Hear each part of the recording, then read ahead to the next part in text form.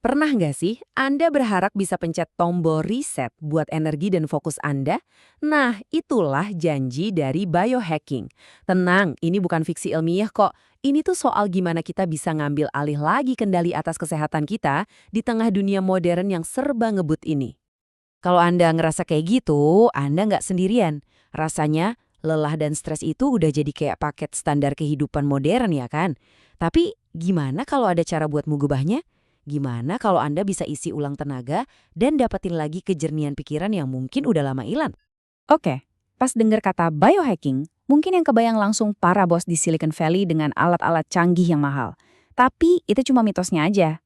Kenyataannya, biohacking itu buat siapa aja yang udah capek cuma sekedar bertahan hidup dan pengen mulai bener-bener berkembang.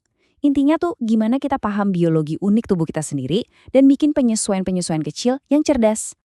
Nah, biar kita benar-benar paham squat apa sih biohacking ini, yuk kita tinggalin dulu teorinya sebentar.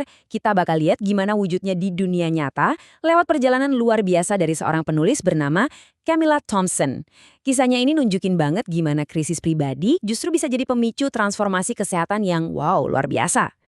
Perjalanan Camilla ini nggak dimulai dari keinginan buat jadi super optimal atau gimana. Bukan. Perjalanannya dimulai dari kebutuhan paling dasar untuk bertahan hidup. Dia berjuang melawan depresi pasca melahirkan yang parah banget dan kelelahan yang begitu ekstrem sampai tubuhnya benar-benar mulai nyerah, yang akhirnya membuat dia ke titik krisis. Coba bayangin nih, Anda dikasih tahu dokter kalau hidup Anda tinggal beberapa jam lagi karena sepsis, infeksi yang udah nggak terkendali. Buat Camilla, ini bukan lagi sekedar peringatan. Ini adalah pemicunya. Di momen itulah, dia sadar kalau ngabaikan sinyal-sinyal dari tubuhnya dan selalu menempatkan dirinya di urutan terakhir, itu konsekuensinya bisa fatal. Dan seolah-olah pengalaman mendekati kematian itu belum cukup, dia harus menghadapi musuh lain yang gak kelihatan. Rumahnya ternyata pelan-pelan meracuninya dengan jamur beracun yang memicu kondisi bernama Sindrom Respons Inflamasi Kronis atau SIRES. Bertahun-tahun dia sakit tanpa tahu kenapa, dan yang lebih parah, sering dianggap cuma ada di kepalanya aja. Nah, rasa frustrasi karena nggak didengerin inilah yang maksa dia buat jadi detektif untuk kesehatannya sendiri. Kisah Camilla tadi kan nunjukin kenapa biohacking itu penting banget. Sekarang yuk kita perjelas apa sih itu sebenarnya. Gampangnya anggap aja ini biologi do it yourself. Jadi kita jadi proaktif, pakai sains dan eksperimen ke diri sendiri buat secara sadar mengubah kimia dan fisiologi tubuh kita. Tujuannya simple banget, biar kita merasa dan berfungsi lebih baik. Nah, buat ngerti cara kerja biohacking, kita harus mulai dari salah satu biang kerok penuaan terbesar, namanya inflammaging. Ini adalah peradangan kronis tingkat rendah yang diam-diam terjadi terus di tubuh kita.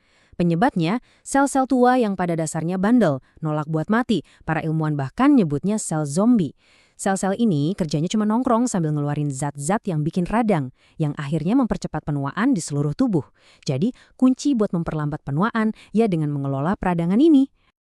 Terus, gimana cara kita ngelawan inflammaging dan sel zombie tadi? Salah satu cara paling ampuh adalah dengan memperkuat pasukan internal kita, mitokondria. Ini adalah pembangkit tenaga super kecil di dalam setiap sel Anda. Kalau mitokondria sehat, dia menghasilkan energi yang bersih dan efisien. Tapi kalau rusak, dia malah bikin stres oksidatif yang nambahin peradangan.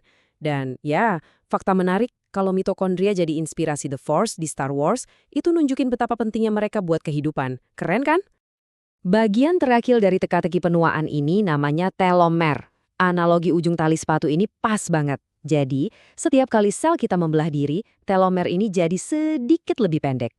Nah, kalau udah kependekan, sel itu nggak bisa lagi membelah dengan aman. Dan akhirnya jadi zombie yang tadi kita bahas, yang bikin inflammaging.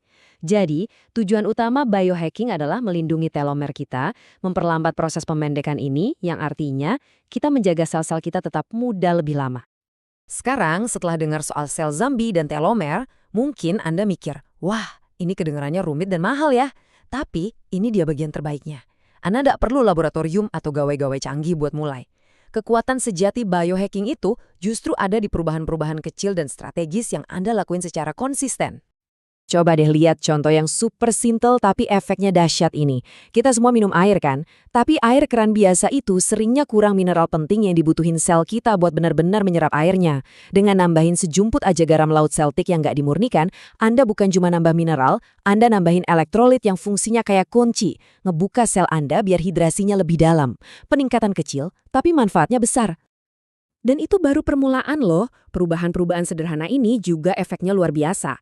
Kena sinar matahari pagi langsung di mata selama 10 menit itu kayak ngeriset jam biologis internal kita yang bikin tidur lebih nyenyak. Praktek bersyukur itu bukan cuma biar merasa enak aja. Ini beneran secara ilmiah meningkatkan hormon bahagia kayak dopamin. Makanan kaya antioksidan ya jelas melawan kerusakan sel. Dan napas perut yang dalam itu kayak mencek tombol istirahat di sistem saraf kita. Ngasih sinyal ke tubuh kalau semua aman dan boleh rileks. Semuanya gratis dan didukung sains. Tentu aja, buat nerapin semua hack ini butuh lebih dari sekedar tindakan. Butuh perubahan pola pikir. Ini soal bergeser dari penumpang pasif di perjalanan kesehatan Anda menjadi pengemudinya.